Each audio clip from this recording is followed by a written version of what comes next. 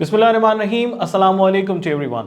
जनाब, कल 9:30 पर नस्ट यानी कि national university of science and technology की जानिब से जो स्टूडेंट्स प्री मेडिकल के बैकग्राउंड से ताल्लुक़ रखते हैं उनके टेस्ट के हवाले से एक बहुत ही ज़्यादा अहम और दिलचस्प अपडेट देखने को मिली है।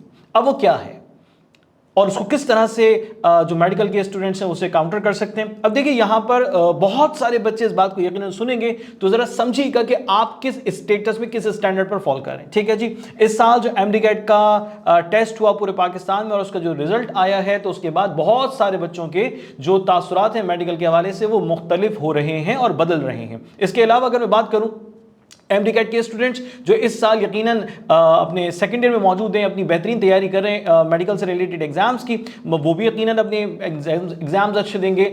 मगर अब जो 2025 में नर्स में एडमिशन होने जा रहा है प्री मेडिकल के स्टूडेंट्स के हवाले से और उनके लिए, तो भाई उनकी पॉलिसी हो गई है चेंज। अब वो पॉलिसी आपके फायदे में है या नुकसान में है, ये सारी बातें बताऊंगा। अब उस पॉलिसी में चेंज क्या आया है, तब्दीली क्या आई है, क्या अब आगे चलकर मुश्किल हो जाएगी या हमारे लिए आसानी होगी, ये भी बताऊंगा। क्या उस पॉलिसी के चेंज से आपका कोई फायदा मुंसलिक है या आपका सरासर नुकसान है, ये भी बताऊंगा। मगर मुख्तसरन मैं आपसे कह दूं कि आपको इस वीडियो में ये जानने की आपको एक जानने का मौका मिल सकता है कि भाई सिर्फ और सिर्फ प्री मेडिकल के स्टूडेंट्स की पॉलिसी में तब्दीली आई है या फिर वो बच्चे जिनका बैकग्राउंड जो है वो कंप्यूटर स्टडीज से हैं या फिर वो प्री इंजीनियरिंग के स्टूडेंट्स हैं, तो क्या उनके टेस्ट की पॉलिसी में भी, टेस्ट के पैटर्न में भी कोई तब्दीली आई है या वो बिल्कुल वैसे ही जैसा कि पहले था। तो ये सारी बातें इंशाल्लाह आज कवर अप होंगी इस वीडियो में। तो सबसे पहले तो मैं आपको ये समझा दूं कि नस्ट पाकिस्तान की टॉप रैंकिंग यूनिवर्सिटीज में शुमार होती है। इसका एलिमिनाय बहुत वास्ट है और मैं जब कभी भी देखता हूं कि कोई काम ऐसा जो कि बड़ा ही इनोवेटिव और बड़ी जबरदस्त टेक्नोलॉजी पर मबनी है, तो उसके पीछे मुझे हाथ नजर आता है उन तलबा और तालिबात का, उन स्टूडेंट्स का जिनका ताल्लुक नर्स से है। तो एक ऐसी यूनिवर्सिटी जिसकी इंटरनेशनल रैंकिंग और पोजीशन भी बहुत बहुत ज्यादा जबरदस्त, तो भी पाकिस्तान का हर बच्चा चाहता है कि वहां पर एडमिशन हासिल करे। मगर उस एडमिशन को हासिल करने के लिए जाहिर है कि कुछ एक प्लान है, एक पॉलिसी है, एक ट्रेंड है, एक तरीकाकार है, उसको आप फॉलो करते हैं तो आप डेफिनेटली आप उसका एडमिशन हासिल कर सकते हैं। सबसे पहली और सबसे अहम बात, नस्ट ये यूनिवर्सिटी बेसिकली आपका साल में 4 दफा टेस्ट कंडक्ट करती है। जो बच्चे समझते हैं कि उन्हें जो है वो नर्स जो है उसमें लाजमी तौर पर टेस्ट एडमिशन हासिल करना है, तो वो चारों टेस्ट अटेम्प्ट करते हैं। बहुत सारे बच्चे हैं जो कि सोचते हैं कि भाई 2 टेस्ट अटेम्प्ट कर लिए जाए, नेट 2 नेट 4 कर लिया जाए, क्योंकि वो कराची में हो रहा होता है तो बस वो कर लिया जाए तो काफी है।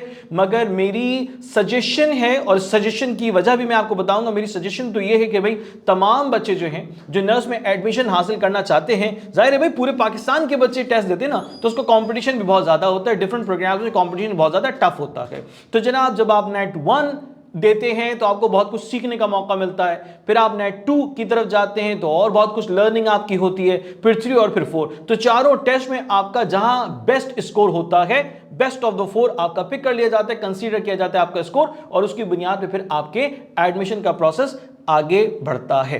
तो जनाब, एक तो ये बात हो गई। इसके अलावा नस्ट का ये जो पेपर है वो साल के मुख्तलिफ महीनों में इनफैक्ट फॉल करता है। उसका शेड्यूल क्या है 2025 के लिए, उसका क्या शेड्यूल है, क्या पैटर्न है, वो भी मैं इंशाल्लाह भी आपके साथ डिस्कस करूंगा। मगर जो है ना वो एक आसान सी, एक आम सी मैं आपके साथ बात शेयर कर लेता हूं भाई, वो ये कि नस्ट का टेस्ट जो है वो 2 टेस्ट ऐसे होते हैं जो कि कंप्यूटर बेस्ड हैं और 2 टेस्ट ऐसे होते हैं जो कि पेपर बेस्ड हैं। जो कराची में नेट 2 और नेट 4 होता है, कराची में भी है, इसी तरह से गिलगित में भी होता है, इसी तरह से कोयटा में भी होता है, इस्लामाबाद में भी होता है। तो जनाब पेपर बेस्ड, ठीक है जी। तो जनाब नेट 1 और नेट 3 जो वो सिर्फ इस्लामाबाद में होता है और वो कंप्यूटर बेस्ड पेपर होता है। तो जनाब एक स्टूडेंट अगर चाहता है कि वो 4 बार ये टेस्ट अटेम्प्ट करे, यानी कि 4 दफा चारों टेस्ट में वो अपेयर हो जाए, तो बिल्कुल हो सकता है। उसकी एक रजिस्ट्रेशन का एक स्पेसिफिक पीरियड होता है, उसमें आप रजिस्ट्रेशन करवा लीजिए और उसके हवाले से फिर आप जो है वो मजीद अपने मामलात को आगे बढ़ा सकते हैं। तो जनाब जो बात मैं आज आपके साथ इस वीडियो में शेयर करने लगा हूं वो ये है कि जनाब प्री मेडिकल के स्टूडेंट्स, जो बच्चे मेडिकल की एजुकेशन हासिल कर रहे हैं, ठीक है जी, तो उनका जो मेन सब्जेक्ट होता है वो बायोलॉजी। ज़ूलॉजी बॉटनी में डिवाइड करके उसको स्टडी कर रहे होते हैं, वही उनका मेन सब्जेक्ट है। मगर अब ये फैसला हो चुका है कि जो प्री मेडिकल के स्टूडेंट्स हैं उनके सामने जो टेस्ट अपेयर होगा उस टेस्ट में बायोलॉजी के क्वेश्चंस नहीं होंगे बल्कि मैथमेटिक्स के क्वेश्चंस होंगे। है ना कुछ ऐसी बात कि जिसको सुनकर आप चौंक जाएं? वाकई में चौंक जाने वाली बात भी है, क्योंकि जो बायोलॉजी पढ़ने वाले स्टूडेंट्स होते हैं वो 9th में, फिर उसके बाद मैट्रिक में थोड़ा बहुत मैथ्स पढ़ लेते हैं, फिर उसके बाद में फर्स्ट ईयर में बायोलॉजी, फिर सेकंड ईयर में बायोलॉजी, यानी मैथ्स से उनका कोई खास ताल्लुक नहीं रहता स्टडी के हवाले से। मगर ये पॉलिसी सुनने में आई है और देखने में आई और वेबसाइट पर ऑफिशियली मौजूद है कि जनाब उनके टेस्ट में अब जो है वो बायोलॉजी का पोर्शन नहीं होगा बल्कि मैथ्स का पोर्शन होगा। अब मैथ्स का पोर्शन कैसे है? अगर 10-15 नंबर का होता तो चलो फिर इतना ज्यादा परेशानी की बात नहीं थी, इतनी ज्यादा फिक्र करने वाली, जुस्तजू करने वाली, उस पर मेहनत करने वाली बात तो नहीं बन रही थी। मगर बायोलॉजी का पोर्शन नहीं है, मैथ्स का पोर्शन है, और नर्स के 200 मार्क्स के पेपर में जो मैथमेटिक्स का वेटेज है, ये जो उसके नंबर ऑफ एमसीक्यूज हैं वो 80 एमसीक्यूज हैं, यानी आपके पेपर का 40% मैथ्स पर बेस कर रहा होगा। और वो मैथ्स बेसिक मैथ्स नहीं है, ठीक है जी, वो छोटी बच्चों की आसान सी कोई जो है ना वो मैथ्स नहीं है, बल्कि मैथ्स चैलेंजिंग है, मैथ्स टफ है।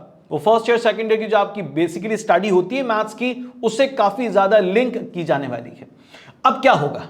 अब मेरी बातें सुनकर तो आपको ये लग रहा होगा कि भाई प्री मेडिकल का बच्चा जो है वो तो किसी सूरत अब शायद नर्स में एडमिशन हासिल नहीं कर सकता, या प्री मेडिकल का स्टूडेंट जो है वो अगर कंप्यूटर प्रोग्राम की तरफ जाना चाहता है या किसी इंजीनियरिंग की फील्ड का इंतखाब करना चाहता है तो वो तो फिर एडमिशन ही हासिल नहीं कर सकता, जबकि ऐसा बिल्कुल नहीं है। ये भी आपको महसूस हो रहा होगा भाई ये जो फैसला है ये तो बिल्कुल हमारे खिलाफ जा रहा है। ये तो अजीब सी बात हो गई कि भाई एक बच्चा है जो कि फर्स्ट या सेकंड ईयर में कंप्यूटर पढ़ता है, वो कंप्यूटर के प्रोग्राम में एडमिशन आगे लेना चाहता है तो उसका टेस्ट में कंप्यूटर मौजूद है। एक बच्चा है कि जो इनफैक्ट प्री इंजीनियरिंग का स्टूडेंट है, ठीक है, वो मैथ्स स्टडी करता है, तो मैथ्स उसने फर्स्ट ईयर सेकंड ईयर में पढ़ी है और वो जा रहा है आगे, तो फिर वो मैथ्स स्टडी कर रहा होता है, मैथ्स का पेपर उसके जो है ना वो टेस्ट में आ रहा होता है, मैथ्स का पोर्शन। तो भाई जब बायोलॉजी पढ़ने वाला बच्चा है तो उसके पेपर में बायोलॉजी आनी चाहिए, ऐसा क्यों है कि वो भी बच्चा मैथ्स देगा? और फिर सबसे बड़ा कंफ्लिक्ट दिमाग में पैदा होगा कि भाई जब हमने first year second year maths study नहीं की तो फिर हम आगे जाकर मैथ्स स्टडी क्यों करें और उसका टेस्ट क्यों दें? इन सारे सवाल के जवाब बहुत तफसील से देने लगा। बस मेरी बातों को गौर से सुनना, समझना और अपने मुस्तकबिल के लिए अच्छा फैसला करना। वो बच्चे जो कि बायोलॉजी पढ़ते हैं अपने मेन सब्जेक्ट के तौर पे, डेफिनेटली उनका टारगेट ये होता है कि वो मेडिकल की ही स्टडी को आगे लेकर बढ़ें। वो बीएससी कर लेते हैं या फिर वो एमबीबीएस कर लेते हैं या वो बीडीएस कर लेते हैं, वो फार्मडी में चले जाते हैं, ठीक है जी। अब नर्स आपको डिफरेंट जो प्रोग्राम्स जो कि बायोलॉजी की स्टडी से रिलेटेड हैं उसमें आप बिल्कुल एडमिशन हासिल कर सकते हैं, उसके लिए आप अप्लाई कर सकते हैं, उसमें रहते हुए आपको बायोलॉजी का पोर्शन ही मिलेगा टेस्ट में। अगर आप मिसाल के तौर पे फूड एंड साइंस में आगे बढ़ना चाहते हैं, स्टडी करना चाहते हैं, तो आपके पेपर में, आपके टेस्ट में बायोलॉजी का पोर्शन मौजूद होगा, उसमें कोई प्रॉब्लम नहीं है, ठीक है जी। बायोलॉजी के साथ दीगर सब्जेक्ट्स होंगे, बायोलॉजी का मैथमेटिक्स आपके पास नहीं है। मगर जबकि आप ये चाहते हैं कि आपने इन 2 सालों में बायोलॉजी की स्टडी किया है मगर अब आप इंजीनियरिंग का इंतखाब करें, ठीक है, अब आप मैकेनिकल इंजीनियरिंग को परसू करें, इस कैरियर को परसू करें, आप इलेक्ट्रिकल इंजीनियरिंग की तरफ जाएं, तो जाहिर सी बात है इस चीज की तरफ जाने के लिए आपको मैथ्स की स्टडी करना जरूरी है। इसके अलावा अगर आप बात करते हैं कंप्यूटर स्टडीज की, तो ऑब्वियस बात है भाई कंप्यूटर की स्टडीज में भी मैथ्स का बहुत बहुत गहरा अमल दखल है। तो ये क्लियर हो जाना चाहिए कि आपके लिए आगे चलकर मैथ्स बेतहाशा जरूरी होने जा रही है। अगर आप ये फैसला करते हैं कि आप प्री मेडिकल के स्टूडेंट तो हैं मगर अब आप कंप्यूटर साइंस की स्टडीज की तरफ जाना चाहते हैं या फिर आप इंजीनियरिंग की तरफ जाना चाहते हैं, तो मैथ्स आने वाले सेमेस्टर में, आने वाले पीरियड में वो आपके लिए बहुत मेजर सब्जेक्ट है, फंडामेंटल सब्जेक्ट है, तो आप क्या कोई भी उसको इग्नोर नहीं कर सकता, ठीक है जी। आपका प्लान है आप सीएस की तरफ जाना चाहते हैं, तो ये बात ध्यान में रख लीजिए कि कंप्यूटर की स्टडीज उसमें भी आपके लिए मैंडेटरी है, जरूरी है। अगर आप इंजीनियर बनना चाहते हैं तो भाई इंजीनियरिंग की तमाम तरह स्टडीज जो बेस कर रही होती है वो मैथमेटिक्स पर बेस कर रही होती है, वो कैलकुलेशन पर बेस कर रही होती है, तो आप तो उसको इग्नोर नहीं कर सकते। तो जनाब जैसा कि आप लोगों को पता है कि फास्ट में जो मेडिकल के स्टूडेंट्स हैं डेफिनेटली वो एडमिशन हासिल नहीं कर पाते, ठीक है। इसी तरह से वो बच्चे जो वो अप्लाई कर रहे होते हैं नर्स में, अब नर्स में भी कंडीशन आ गई है। तो भाई बातों को सिंपल रखते हैं, मैं आपको इंशाल्लाह एक ऐसा रास्ता बताऊंगा, दिखाऊंगा कि जिस पर चलकर फाइनली आप इंशाल्लाह नर्स में अपने एडमिशन को, इवन आपने प्री मेडिकल स्टडी कर रखी है, डजंट मैटर, मगर आप फाइनली इंशाल्लाह नर्स में अपने स्टडी प्लान को आगे लेकर जा सकते हैं। बिस्मिल्लाह करते हैं, आगे बढ़ते हैं। सबसे पहले तो जरा ये समझ लीजिए कि आपके पेपर पैटर्न में डिवीजन जो मार्क्स का ये वेटेज का है वो क्या है। आपको सबसे ज्यादा अहम, सबसे ज्यादा परसेंटेज रखने वाला जो सब्जेक्ट नजर आ रहा है वो है मैथ्स। अगर मैं कह रहा हूं मैथ्स के क्वेश्चंस एमसीक्यूज जो 40% हैं, तो इसका मतलब है कि 80 एमसीक्यूज हैं, 80 एमसीक्यूज हैं मैथमेटिक्स के। फिजिक्स 30%, यानी फिजिक्स के एमसीक्यूज हैं 60। केमिस्ट्री 15%, यानी कि केमिस्ट्री के एमसीक्यूज हैं 30। इंग्लिश 10%, यानी इंग्लिश में एमसीक्यूज आपको मिल रहे हैं 20। और उसके बाद इंटेलिजेंस, आईक्यू, ठीक है, इसमें आपको 5% दिया जा रहा है वेटेज। तो इसका मतलब यह हो गया कि इसके 10 एमसीक्यूज आपको मिलेंगे। कुल मिलाकर आपके बन जाते हैं 200 एमसीक्यूज, जिनको सॉल्व करने के लिए आपके पास सिर्फ और सिर्फ वक्त है 3 आवर्स का, 3 घंटे का वक्त है, जिसमें आपको ये कंप्लीटली पेपर को सॉल्व करना होगा। ठीक है भाई, अब आइए जरा कुछ बेसिक सी बातें हैं, उनको जरा आप अच्छे तरीके से समझ लीजिए, इससे आपको बहुत बहुत फायदा होने जा रहा है। ठीक है जी, क्या कह रहे हैं इसमें, the said test will be conducted for the candidate seeking admission in all engineering and computer programs. ये जो आपको पेपर पैटर्न ऊपर दिया गया है, टेस्ट का पैटर्न जो दिया गया है, ये फॉलो होगा तमाम तर इंजीनियरिंग और कंप्यूटर प्रोग्राम्स के लिए। यानी जो भी बच्चा इंजीनियरिंग को आगे जाकर स्टडी करना चाहता है, कंप्यूटर प्रोग्राम्स को आगे जाकर स्टडी करना चाहता है, उसके लिए ये टेस्ट पैटर्न फॉलो होगा। ठीक है जी, अब ये कौन है भाई, प्री इंजीनियरिंग ग्रुप के लिए भी इंफॉर्मेशन है, प्री मेडिकल ग्रुप के लिए भी इंफॉर्मेशन है, ये दोनों के लिए है। Next thing, candidates seeking admission in engineering can also opt for admission BS Mathematics, BS Physics, BS Chemistry and BS Food and Science Technology programs without payment of additional registration fee and appearing in a separate test. तो अब जब मैं कह रहा था आपसे कि ये फैसला आपके लिए कुछ हद तक या खासी हद तक जो फायदेमंद साबित होगा, तब उसके फायदे आपको नजर आने लगेंगे। सबसे पहला फायदा इसका ये बन रहा है कि सर अगर मैंने ये टेस्ट अटेम्प्ट किया है, मैंने ये टेस्ट दिया है जिसमें मैथ्स के 40% एमसीक्यूज मौजूद हैं, तो मैं एलिजिबल हो गया किसके लिए, बीएस मैथमेटिक्स के लिए, बीएस फिजिक्स के लिए, बीएस केमिस्ट्री के लिए, BS food and science and technology के लिए, और मुझे इन फील्ड्स के लिए अलग से कोई रजिस्ट्रेशन, अलग से कोई फीस पे करने की जरूरत नहीं होगी, बिल्कुल भी जरूरत नहीं होगी। यानी कि कोई और टेस्ट नहीं हो रहा, सिर्फ यही नेट का जो टेस्ट है यही आपके लिए सफिशिएंट होगा इन प्रोग्राम्स में भी एडमिशन हासिल करने के लिए। आगे बढ़ते हैं, merit of BS mathematics, BS physics, BS chemistry and BS food and science technology programs will be generated on the basis of total net engineering marks। आपने साल में 4 पेपर दिए हैं, टोटल नेट का जो स्कोर है उसे कंसीडर किया जाएगा जनाब, जबकि आप BS mathematics, BS physics, BS chemistry या फूड एंड साइंस की बेसिस पे आप अप्लाई करें, ठीक है, उसको कंसीडर नेट की बेसिस पे किया जाएगा। ठीक है जी, this option is not applicable to DAE candidates. क्या मतलब हुआ भाई, जो बच्चे डिप्लोमा करते हैं, टेक्निकल डिप्लोमाज हो रहे होते हैं, वो जो बच्चे कर रहे होते हैं उसकी वो अप्लाई यहां पर नहीं हो रहा, उनका एडमिशन इस पॉलिसी पर बिल्कुल भी फॉलो नहीं हो रहा है।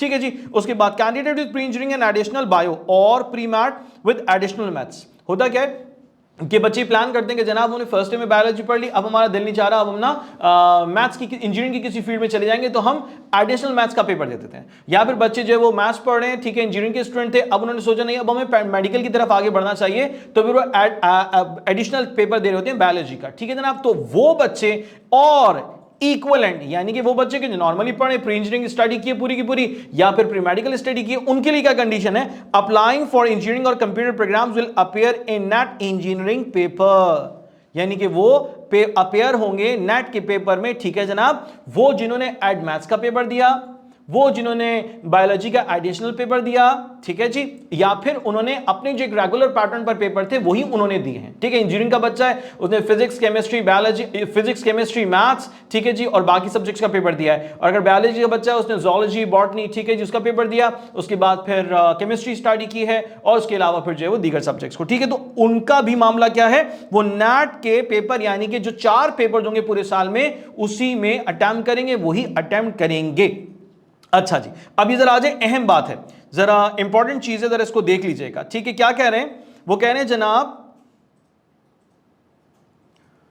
हां जी, candidates of pre medical group, वो कैंडिडेट जो कि प्री मेडिकल ग्रुप से ताल्लुक रखते हैं, इक्विवेलेंट क्वालिफिकेशन अप्लाइंग, या फिर कोई इक्विवेलेंट क्वालिफिकेशन रखते हैं for engineering programs without taking additional maths exam will appear in NET paper exam. अच्छा, कहा क्या, जरा गौर से सुन लेना, candidates of pre medical group, ठीक है, applying for engineering programs without taking additional maths exam will appear in NET engineering paper. यानी कि वो बच्चे के जिन्होंने प्री मेडिकल से पढ़ा, ठीक है, और एडिशनल मैथ्स का, एड मैथ्स का उन्होंने लास्ट में पेपर नहीं भी दिया है, और वो अप्लाई करना चाहते हैं, कि कहां अप्लाई करना चाहते हैं जनाब, वो इंजीनियरिंग प्रोग्राम्स की तरफ अप्लाई करना चाहते हैं। So it is mandatory to clear the condensed mathematics course of 8 weeks offered by NUST. तो उन्हें क्लियर करना होगा 8 हफ्ते का एक कोर्स है जो कि नस्ट, जिसकी डिटेल जो है वो नस्ट की इस ऑफिशियल वेबसाइट पर आपको नजर आएगी। आपके टेस्ट से कुछ वक्त पहले आपको ये जो एडमिशन से रिलेटेड जो प्रोसीजर, उससे कुछ वक्त पहले आपको तमाम द डिटेल वेबसाइट पर नजर आएगी। आपने उस कोर्स को करना है, और उस कोर्स को करने का सबसे बड़ा फायदा यह होगा कि आपको मदद मिलेगी अच्छी खासी, कि जब आप सेमेस्टर की तरफ जाएंगे, एडमिशन लेकर अपनी स्टडी का आगाज करेंगे, आप बायोलॉजी के स्टूडेंट है और आपने मैथ्स को अब तक नहीं पढ़ा है पिछले 2 सालों में, 3 सालों में, तो जब आप दोबारा देखेंगे जो कि इंटर से भी हायर लेवल का मैथ्स है, तो आपके लिए समझना इंतहाई मुश्किल हो जाएगा, यानी नियरली इम्पॉसिबल है। तो भाई जब आपको ये 8 हफ्तों का कोर्स मुकम्मल करवाया जाएगा, उसका एक छोटा सा टेस्ट होगा, बस वो आपने टेस्ट पास करना है, टेस्ट पास कर लेंगे तो आप अपने इस एडमिशन को कंटिन्यू कर सकते हैं, स्टडीज को आप आगे बढ़ा सकते हैं। तो एक तो फायदा ये है कि जनाब आपको मैथ्स को स्टडी करना आसान हो जाएगा। दूसरा टेक्निकल फैक्टर ये है कि अगर आप इस कोर्स को पास नहीं कर सके तो मुमकिन है कि आपका एडमिशन बाकी ना रहे, आपका एडमिशन उस प्रोग्राम के अंदर मेंटेन ना किया जा सके, उसको कंटिन्यू ना रखा जा सके। तो जनाब ये जो कोर्स है, कंडेंस्ड कोर्स जिसको कह रहे हैं, वो लाजमन आपको करना होगा जबकि आप प्री मेडिकल के स्टूडेंट हैं और आपने एड मैथ्स का पेपर भी नहीं दिया है, तो भाई ये कोर्स करना आपके लिए मैंडेटरी है। ये लफ्ज दिखा है मैंडेटरी, मैंडेटरी का मतलब है लाजमी, इसके बगैर गुजारा नहीं होगा।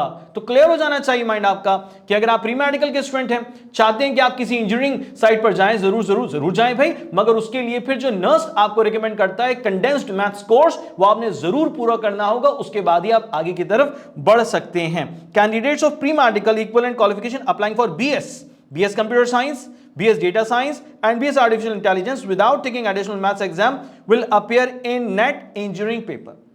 यानी कि वो कह रहे हैं जनाब जो कैंडिडेट्स प्री मेडिकल के हैं, अच्छा, applying for BS computer science, data science and BS artificial intelligence without taking additional maths exam will appear in engineering paper. यानी कि जो बच्चे प्योरली इंजीनियरिंग की फील्ड में जाना चाहते हैं, मेडिकल के स्टूडेंट हैं, एडिशनल पेपर नहीं दिया कोई और चाहते हैं कि जनाब वो इंजीनियरिंग की फील्ड में जाएं, तो उनको लाजमी तौर पर ये 8 वीक्स का कोर्स करना होगा।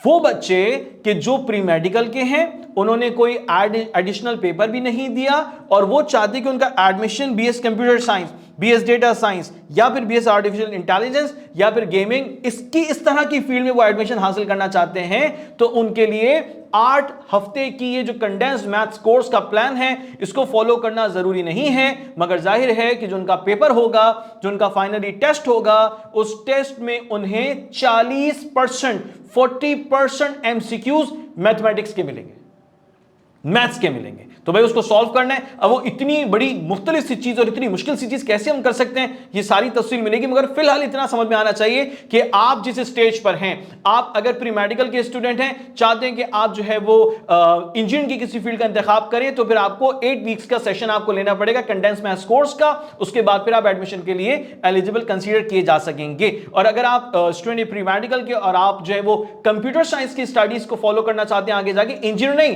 कंप्यूटर साइंस, ठीक है जनाब, डेटा एनालिसिस है, ठीक है जनाब, गेमिंग है और दीगर आर्टिफिशियल इंटेलिजेंस है, इस तरफ आप जाना चाहते हो तो आपको फिर 8 हफ्ते का कोर्स फॉलो नहीं करना, आपको फिर अपना जो टेस्ट होगा नेट का, उसमें मैथ्स का जो 40% एमसीक्यूज हैं वो तो आपको लाजमी, वो तो करने ही है, वो तो अच्छे करने ही है, ठीक है ना।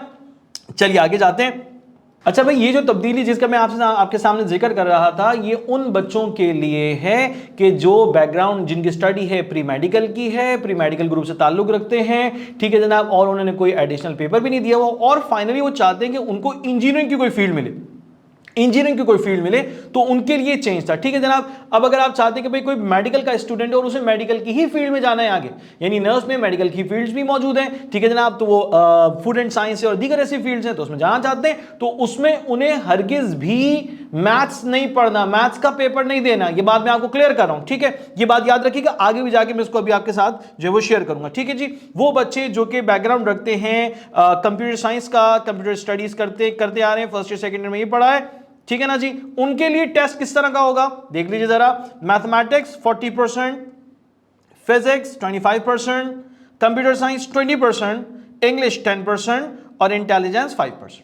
यानी कि अगर मैं कह रहा हूं 40% मैथमेटिक्स तो उसमें 80 एमसीक्यूज होंगे, अगर मैं कह रहा हूं फिजिक्स 25% तो उसमें 50 एमसीक्यूज फिजिक्स के होंगे, अगर मैं कह रहा हूं कंप्यूटर साइंस 20% तो भाई 40 एमसीक्यूज कंप्यूटर साइंस के होंगे, अगर मैं कह रहा हूं इंग्लिश 10% तो ऑब्वियसली उसके 20 एमसीक्यूज होंगे, और इंटेलिजेंस के जो है वो 10 एमसीक्यूज आपको पेपर में सॉल्व करने के लिए मिलेंगे, और ये तमाम एमसीक्यूज सॉल्व करने के लिए मिलेंगे 3 घंटे के वक्त के लिए, ठीक है, 3 घंटे में सारा काम आपको करना होगा।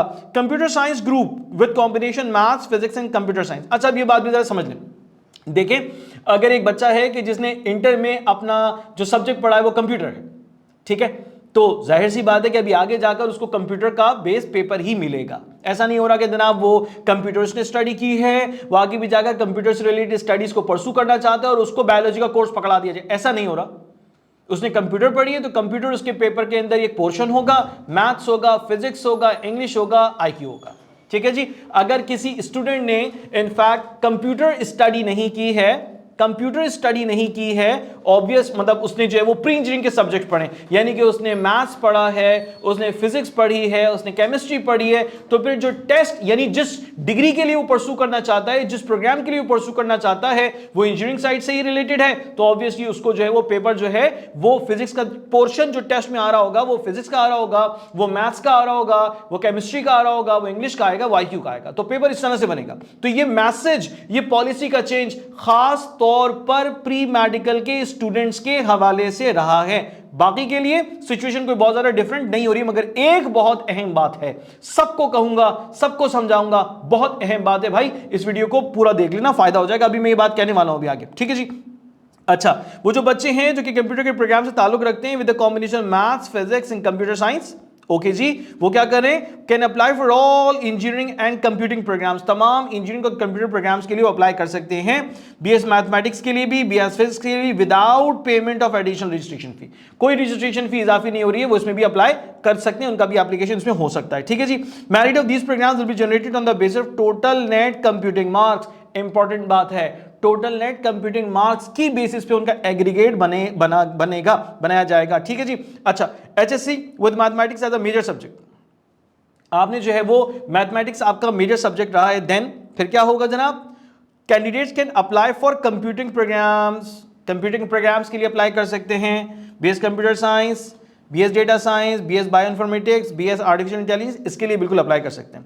Candidates may opt for BS mathematics without payment of additional registration. अब आप ये देख रहे होंगे कि जिन बच्चों ने मैथमेटिक्स को as a major subject study किया है उनके पास इंजीनियरिंग की फील्ड का ऑप्शन नहीं बन रहा, इंजीनियरिंग की फील्ड की तरफ वो नहीं दिख रहे, नहीं जा रहे, क्योंकि होता यह है कि भाई इंजीनियरिंग की फील्ड में आपको बहुत कॉमन सब्जेक्ट मिलता है और वो है फिजिक्स। आपने फिजिक्स पढ़ा ही नहीं है, ठीक है जी, आपने फिजिक्स की स्टडी नहीं की है, तो ऑब्वियस बात है कि फिर आप आगे जाकर फिर जो है वो इंजीनियरिंग की फील्ड के लिए मुंतखब नहीं किए जा सकते, नहीं हो सकता। मैथ्स और फिजिक्स फंडामेंटल्स हैं इंजीनियरिंग के, इसके बगैर गुजारा नहीं है, इसके बगैर गुजारा नहीं हो रहा, ठीक है ना जी। चलिए आगे जाते हैं। अच्छा जनाब, अप्लाइड साइंस किसके लिए भाई? Pre medical group. अभी अभी मैं आपसे ये बात कह रहा था कि वो बच्चे कि जो माशाल्लाह से प्री मेडिकल ग्रुप के हैं और वो आगे जाकर प्री मेडिकल की ही स्टडीज को आगे बढ़ाना चाहते हैं, ठीक है, अप्लाइड साइंसेस की तरफ जाना चाहते हैं, या और ऐसे जो सब्जेक्ट्स हैं लाइक फूड एंड साइंसेस की तरफ जाना चाहते हैं, तो उनको जो टेस्ट मिलेगा वो भी 200 नंबर का होगा, मगर उसमें हरगिज भी मैथमेटिक्स का पोर्शन नहीं दिया जा रहा। उसमें क्या मौजूद है? उसमें बायोलॉजी है 30%, यानी 60 एमसीक्यूज बायोलॉजी के, फिजिक्स 30% यानी कि 60 एमसीक्यूज फिजिक्स के, केमिस्ट्री 25% यानी कि 50 एमसीक्यूज केमिस्ट्री के, इंग्लिश 10% यानी कि 20 एमसीक्यूज इंग्लिश के, और 10 एमसीक्यूज जो है वो इंटेलिजेंस यानी कि आईक्यू के क्वेश्चंस। ठीक है जी। अच्छा, the test is applicable for BS biotechnology. अब आप प्री मेडिकल के ग्रुप से हैं, आप ये टेस्ट देते हैं, तो आप किस किस जगह के लिए एलिजिबल हैं, क्या क्या आपके प्रोग्राम्स आपको ऑफर हो सकते हैं? बायोटेक्नोलॉजी है, बीएस एनवायरमेंटल साइंस है, BS food and science technology है, बीएस एग्रीकल्चर है, बीएस बायो इन्फॉर्मेटिक्स है। ठीक हो गया। The candidates may opt for BS chemistry, सिर्फ बीएस केमिस्ट्री के लिए, मजीद सिर्फ बीएस केमिस्ट्री के लिए वो कंसीडर किए जा सकते हैं without any additional fee. Merit for BS Chemistry will be generated on the basis of total marks obtained in net applied science marks। भाई अब देख लो जरा, समझ लो, यानी कि आप BS केमिस्ट्री के हवाले से अगर जाना चाहते हैं तो उसके लिए क्या कंसीडर किया जाएगा? टोटल मार्क्स ऑब्टेन इन नेट अप्लाइड साइंस मार्क्स, कितने आपने मार्क्स इसमें हासिल किए उसको मद्देनजर रखा जाएगा। ठीक है भाई, आगे जाते हैं। Yes, business studies and social sciences, business studies और सोशल साइंसेस के हवाले से जाहिर सी बात है कि वो बच्चे के जो आगे जाकर बिजनेस स्टडीज को स्टडी करना चाहते हैं, पढ़ना चाहते हैं, उसको अपना इसको अपने एज ए कैरियर परस्यू करना चाहते हैं, तो ऑब्वियसली उनके पास 40% इंग्लिश है। ठीक है ना, 40% का मतलब क्या हो गया? 80 एमसीक्यूज इंग्लिश के, क्वांटिटेटिव बेसिक मैथ्स 40% यानी कि 80 एमसीक्यूज, और उसके बाद 20% मार्क्स जो हैं यानी कि 40 एमसीक्यूज जो इंटेलिजेंस के, आईक्यू के हैं। ठीक है जी, जो बिजनेस स्टडीज या सोशल साइंसेस को आगे परस्यू करना चाहते हैं। The test is for candidates seeking admission in BBA, BS Public Administration, okay, BS Public Administration में, BS Mass Communication में, BBA में, BS Economics, BS Psychology, BS Accounting and Finance, LLB, BS Tourism and Hospitality, BS English, Language and Literature, इन तमाम तर programmes में से किसी programme के लिए वो एडमिशन हासिल करना चाहते हैं, तो ऑब्वियस है कि उनका जो टेस्ट होगा उसमें इंग्लिश है, इसमें क्वांटिटेटिव बेसिक मैथ्स है और इंटेलिजेंस, इससे उनका पेपर बन जाएगा। ना फिजिक्स की टेंशन है, ना केमिस्ट्री की परेशानी है, ना बायोलॉजी की झंझट है, क्योंकि बिजनेस स्टडीज की तरफ उनका फोकस, उनके जो स्टडीज है वो इस चीज से रिलेट कर रही है। ठीक है जी। अच्छा, उसके बाद आ जाइए जरा जी, बिल्कुल आर्किटेक्चर, जो आर्किटेक्चर में आगे मजीद अपनी स्टडी को बढ़ाना चाहते हैं, एचएससी, तो जरूरी है कि उनका एचएससी जो है, एचएसएससी जो है वो फिजिक्स और मैथ्स से हुआ हो, फिजिक्स और मैथ्स उन्होंने पढ़ा हो। तो आर्किटेक्चर में भी जाहिर सी बात है कि मैथ्स और फिजिक्स के बगैर तो नहीं जा सकते। ठीक है ना जी। तो यहां पे आपका जो टेस्ट का पैटर्न है वो क्या? 60 एमसीक्यूज मैथ्स के, 60 एमसीक्यूज फिजिक्स के, 50 एमसीक्यूज इंग्लिश के, 50 एमसीक्यूज इंग्लिश के, और 30 एमसीक्यूज जो है वो आईक्यू के आपके लिए पेपर में मौजूद होंगे। वो बच्चे जो आर्किटेक्चर की स्टडी को आगे बढ़ाना चाहते हैं उनके लिए टेस्ट पैटर्न फॉलो होगा। ठीक है भाई। अच्छा, उनको कहां एडमिशन मिल सकता है? Candidate seeking admission in bachelors in architecture, bachelors in industrial design only, सिर्फ इन दो जगह पर उनका एडमिशन कंसीडर किया जा सकता है इस टेस्ट के बाद। मैथमेटिक्स, एचएससी विद मैथ्स, ठीक है जनाब, जिन्होंने अपना एग्जाम में मैथ्स के सब्जेक्ट को कंसीडर किया, मैथ्स उनका सब्जेक्ट था, मेजर सब्जेक्ट था, तो जनाब वो अगर अपना टेस्ट देते हैं तो क्या होगा उसका पैटर्न?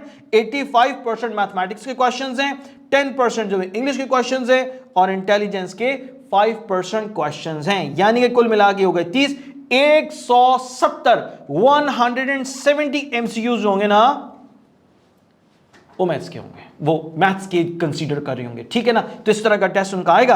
अच्छा, अब सवाल ये सर, आगे जाते हैं कुछ मजीद डिटेल में। हमने ये भी सुना है कि सैट से रिलेटेड, या चलें पहले मैं अभी कुछ ऐसी बातें कर लेता हूं जो कि आपके मजीद एग्जाम से रिलेटेड है। ठीक है, उसके बाद फिर मैं सैट का भी आपको बताऊंगा। मैथ्स एंड फिजिक्स आपका मेजर सब्जेक्ट है, फिजिक्स के लिए आप टेस्ट अपना कंसीडर कर रहे हैं तो आपका मेजर सब्जेक्ट जाहिर सी बात है फिजिक्स से 90 एमसीक्यूज फिजिक्स के, 40 एमसीक्यूज मैथमेटिक्स के और 20 एमसीक्यूज इंग्लिश के और 50 यानी 10 एमसीक्यूज जो हैं वो आईक्यू के हैं और 20 एमसीक्यूज जो हैं वो बेसिकली इंग्लिश के कंसीडर किए जाएंगे। ठीक है जी, आप अगर टेस्ट कंसीडर कर रहे हैं केमिस्ट्री के लिए, ठीक है जी, 25% आपके पास केमिस्ट्री है, ठीक है, यानी कि 170 एमसीक्यूज, 10% आपके पास इंग्लिश है और 5% आपके पास क्या है, 5% आपके पास आईक्यू के क्वेश्चंस है। अब सवाल ये पैदा होता है सर कि क्या हम सेट की बेसिस पे, सेट के स्कोर की बेसिस पे हम अपना एडमिशन यहां सिक्योर कर सकते हैं? तो ये बात याद रखिएगा कि फास्ट में हमने देखा कि सेट के स्कोर को कंसीडर किया गया, लम्स में जो है वो सेट के स्कोर को कंसीडर किया जाता है एडमिशन के लिए, मगर जब हम यहां बात करते हैं नस्ट में, तो नस्ट में ये वाली चीज हमें बहुत ज्यादा प्रॉफिटेबल नजर नहीं आती। यानी कि एसएटी के स्कोर को जो कंसीडर किया जाता है वो बिजनेस स्टडीज के हवाले से तो फिर भी उसको कंसीडर किया जाता है, बाकी इंजीनियरिंग के लिए सेट के स्कोर को कंसीडर नहीं किया जाता, सेट के स्कोर को कंसीडर नहीं किया जा रहा होता। ठीक है जी, इसी तरह से एसीटी एक प्रोग्राम है, एसीटी भी एक टेस्ट है जो कि मुल्क से बाहर जाकर, यानी कि आप खासतौर पर अमेरिका में जाकर अपनी स्टडीज को कंटिन्यू करते हैं तो एसीटी का टेस्ट आपका जो है ना वो यूजफुल हो जाता है। मगर सारी की सारी बातें हैं उस वक्त जब आप समझते हैं कि जनाब ये आप टेस्ट देंगे और अपनी बिजनेस स्टडीज को करना है, बस ये टारगेट सेट है और उसके बाद फिर बाहर, तो उस हवाले से तो शायद ये चीज बड़ी जबरदस्त साबित हो सकती है। मगर मेजॉरिटी ऐसी है जो कि नर्स में अपना एडमिशन सिक्योर करती है नर्स के अपने टेस्ट की बेसिस पे, नेट 1, नेट 2, नेट 3, नेट 4 की बेसिस पे, ठीक है जी, या फिर इवन जो है एनटीएस का जो पैटर्न, ये जो टेस्ट है उसकी बेसिस पे भी कंसीडर करती है। अब ये दो रास्ते जो हैं ये सस्ते भी हैं, कम पैसे भी लगते हैं, उसके साथ साथ इस तरह के टेस्ट को अटेम्प्ट करना भी आसान होता है और इसमें जो आपके पास ऑप्शंस होते हैं वो मल्टीपल प्रोग्राम्स के, मल्टीपल स्ट्रीम्स के आपके पास ऑप्शन होते हैं कि आपका एडमिशन उसमें हासिल हो सके, तो इसमें ज्यादा चांस, ज्यादा मार्जिन है आपकी प्रोडक्टिविटी का। ठीक है भाई, ये तो बुनियादी बुनियादी बातें हो गई हैं। अब आ जाए जरा थोड़ी सी और हम बात कर लेते हैं। इन टेस्ट पैटर्न में तो मुझे कोई खास चेंज नजर नहीं आ रहा, यानी कि मैं अगर केमिस्ट्री के लिए, फिजिक्स के लिए या फिर मैथ्स के लिए मैं स्टडी कर रहा हूँ, आर्किटेक्चर के लिए मैं जाकर स्टडी कर रहा हूँ, ठीक है, business studies and social sciences के हवाले से मैं स्टडी कर रहा हूँ, इसमें तो कोई मुझे बहुत बड़ा चेंज नजर नहीं आ रहा। मगर हाँ, जो बड़ा चेंज नजर आया है वो खास तौर पर नजर आ रहा है प्री मेडिकल के स्टूडेंट्स के लिए, और वो चेंज है यहां, यानी प्री मेडिकल के स्टूडेंट अपने टेस्ट में बायोलॉजी के सब्जेक्ट को नहीं देख रहे, मैथ्स के सब्जेक्ट को देख रहे हैं। अब सबसे बड़ा सवाल ये पैदा हो रहा है कि इस टेस्ट को तो चले सर हम समझ गए, मगर इस टेस्ट की तैयारी का मरहला कैसे होगा, हम कैसे तैयार करें जबकि हमने मैथ्स का स्टडी नहीं किया। तो आपको जिस प्लेटफॉर्म से मेरी बात सुनने का मौका मिल रहा है, यानी कि छाजो के प्लेटफॉर्म से आप बहुत अच्छे तरीके से अपने मैथ्स की लर्निंग को बहुत जबरदस्त बना सकते हैं, बहुत अच्छा बना सकते हैं।